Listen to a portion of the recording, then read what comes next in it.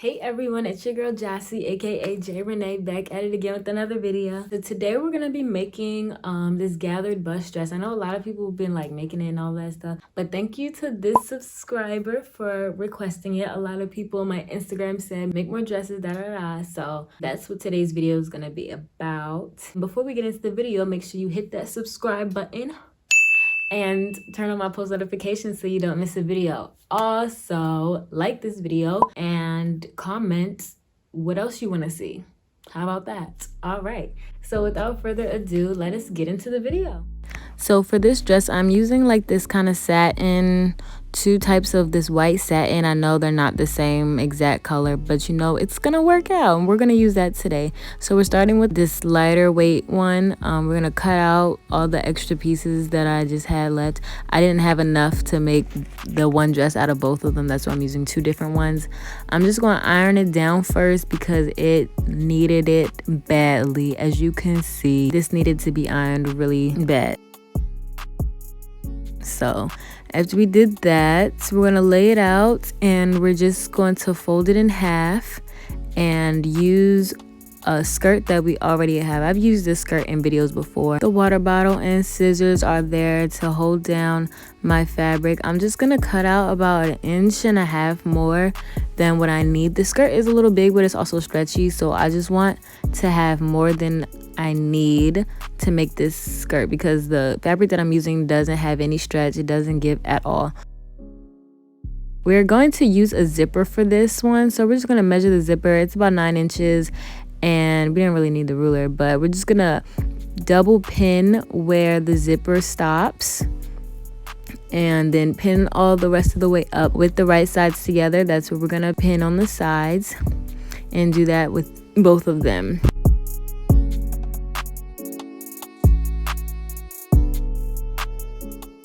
Now we're gonna use this basting stitch for the zipper side. Make sure your seam allowance is about 1/2 inch or a little more, just so that there's enough room for the zipper. And once you get all the way down to where the zipper stop is, you need to, I usually back stitch and then change the stitch length to regular width. So then we're not basting it anymore, so it's regular width. And then do the same thing to the other side without the basting part. Just do the other side regular. And so now I'm going to press out the seams because that's where we're going to lay down the zipper. So just press them out on both the front and back sides. I had to flip it over to do that. And on the other side, I think I want a top stitch. I know we probably should just open the seams and then do the same thing like we did on this side, but we're not putting a zipper on the other side. So now for the zipper part, we're going to line the zipper up from all the way at the top. Line the zipper up. The zipper teeth should be right on top of that seam that we just made, that basting stitch. And so pin right on the seam allowance to the other side and keep checking and flipping it over and making sure that those zipper teeth are right on that seam line because that's important. So just keep pinning all the way around, and once you get to the end, I make like a horizontal pin, whatever, and then keep going all the way around. And that last pin at the top is where we're gonna finish, and then now we're going to sew it. Change your presser foot to a zipper foot and then just go in and do it. I usually make sure that the zipper pull is face up, and I kind of pull it down some before I start sewing and then pull it back up once I've gone a little bit because it is a little bulky trying to sew over top of that. So just do your best and make sure everything is straight and even when you are sewing. And to go over the zipper part, I kind of had to roll it with the hand winding thing on the side because I didn't want my needles to break, and I never really know where that metal part is.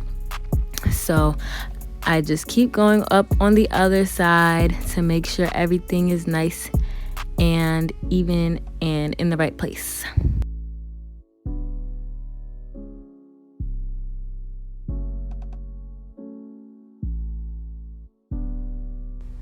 So once we have finished that, make sure you backstitch. We have a good looking zipper thing.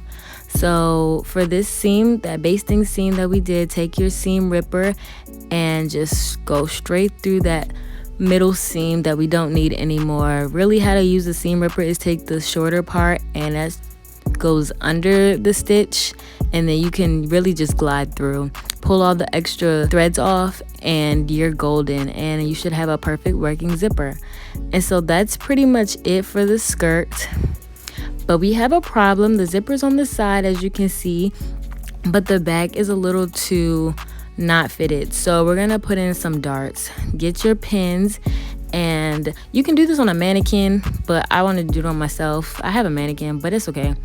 You just pin where you think that you need to be taken in. So I just pinch it and then pin right where the two sides meet, I guess. Yeah. And so I'm just going to keep pinching it for like a couple inches, just to make it look okay, and then we're going to fix it later. I just need to know where to place the pins generally.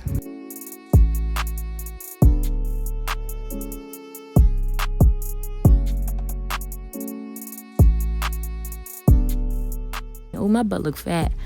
Keep pinning until you got the right shape and you have the right fitting. And so when we pin that, we know that we're gonna be snatched at the waist, and that's great.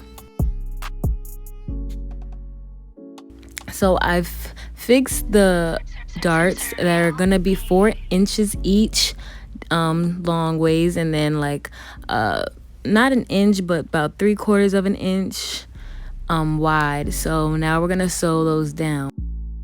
So the proper way to sew down the darts is, so you can backstitch at the top, but then once you get to the end of the dart, you don't want to backstitch. You want to just pull out the string and then tie it by hand. That's the proper way to do it. I didn't do it the second time because of instinct, you know, you just want to backstitch. But yeah, so we're gonna iron those down. Usually you would cut it open and then you might want to even insert it, I don't know, cut it open and iron it down, but I just wanted to iron it down. I didn't want it to fray anymore, so I didn't cut it. So for this top part, we're gonna need to like measure your top half. So let's do that. And so I first started by I made a big rectangle. It was about, at first it was like 15 inches up, and then however the width of the fabric I was using, that much across, but we don't need that much. So I'm just gonna cut this rectangle out and then see what else I need, because I did this before I actually measured my top part. I don't be measuring like that, but I really should sometimes. So it turns out I only needed about 9-10 inches. So for seam allowance, and I know that I'm gonna need more to make other things, I just cut off 11 inches is the width that I'm gonna need, is the length that I'm gonna need for this next thing, and across it was about 28 inches. So now we have to baste this bottom part so we can do some ruffling and some gathering. So y'all know how to baste, do the basting stitch, and don't bag stitch when you're on it. And then take the top thread and just pull all the way through, keep pulling gently. And so that eventually measured out to about 14 inches. And so before I do anything else, I'm gonna like hem the rest of that piece of fabric that I have. So starting from that bottom part, I'm gonna hem everything, make it like real small. It doesn't even have to be a lot, and you can double roll hem if your fabric is like frays a lot, but this top part didn't fray a lot, so I just did one. And at the top, you don't really need to hem it because we're gonna fold it down again anyway to make the loop for the next strap. So I'm just gonna keep hemming on the sides, and you can do the top as well. This fabric was really kind of thick actually, so I wouldn't recommend to do the top twice unless you like really had to. And so now that all of that's set in, that 14 inches goes well with half my waist, so that was good. So now I'm gonna pin the two together, the top part and the skirt. Pin them together where the ruffles are at the edge, and just match them up and pin like you would normally.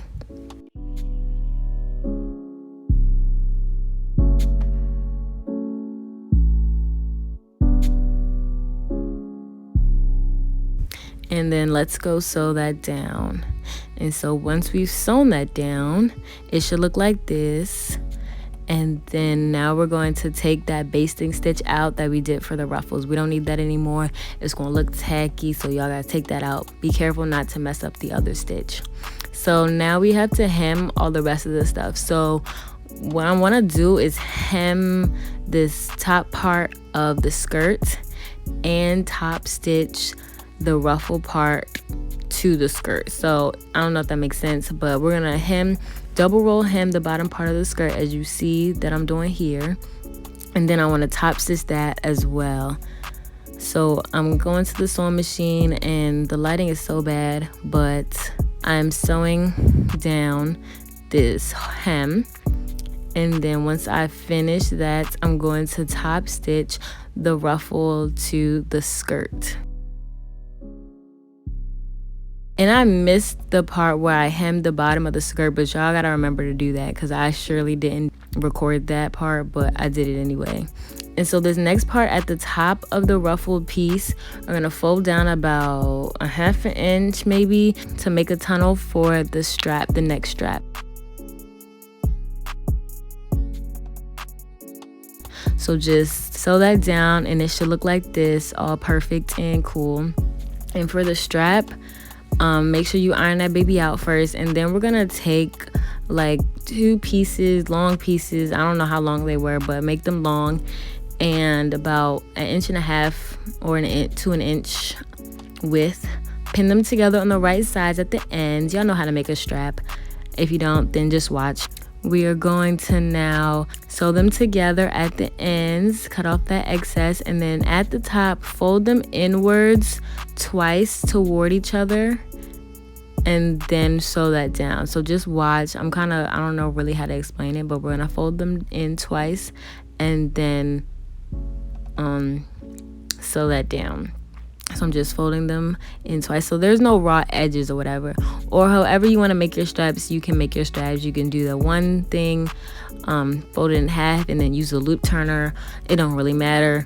Make your straps how you like them. And so all we have to do is add a safety pin and shimmy it through that tunnel that we made at the top. I feel like this went so fast. I don't know, maybe it's just you. I mean, maybe it's just me. But yeah, so just shimmy that thing through the top, and that's like really it. I didn't show you how to gather that together because it was kind of self-explanatory to me, I think. But this dress really came out so cute and I love it so much. So yeah, cut off all those excess strings or whatever, and this is how it looks. Wow, I think the white really does us justice here, because like you could have made this out of anything. I think the darts are kind of like out of place, but you know what, that's okay. There's a first time for everything.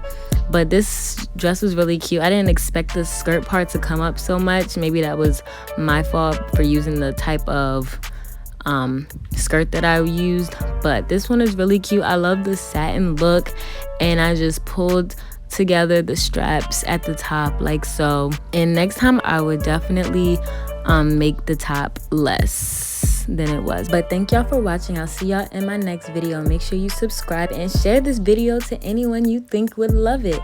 All right, I'll see y'all. Bye.